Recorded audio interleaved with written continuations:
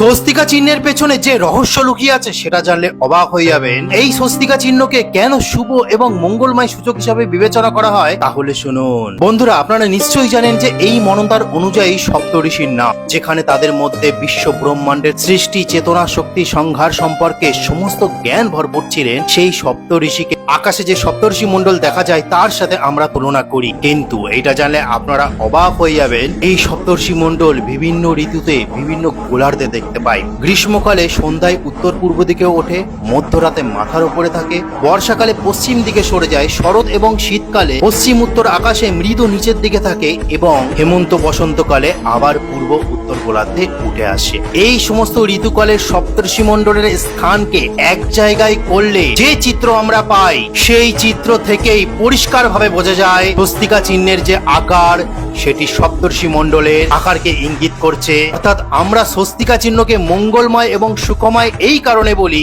সপ্তঋষির সাথে মঙ্গল কামনা করি যে আপনি প্রত্যেকটা ঋতুতে প্রত্যেকটা দিনে আমাদের মঙ্গল করুন, আমাদের সুখ প্রদান করুন, আমরা যেন ভালোভাবে থাকতে পারি, আমরা যেন ধর্মের সাথে জুড়ে থাকতে পারি। ঠিক সেই কারণেই আমাদের সনাতন ধর্মের প্রত্যেকটি শুভ কার্যে স্বস্তিকা চিহ্নকে ব্যবহার করা হয়, সেই সপ্তঋষির কাছে মঙ্গলময় এবং সুখ কামনার অর্থে। কিন্তু আজকালকার দিনে আমরা ভুলেই গেছি যে সপ্তঋষিকে প্রণাম জানাতে।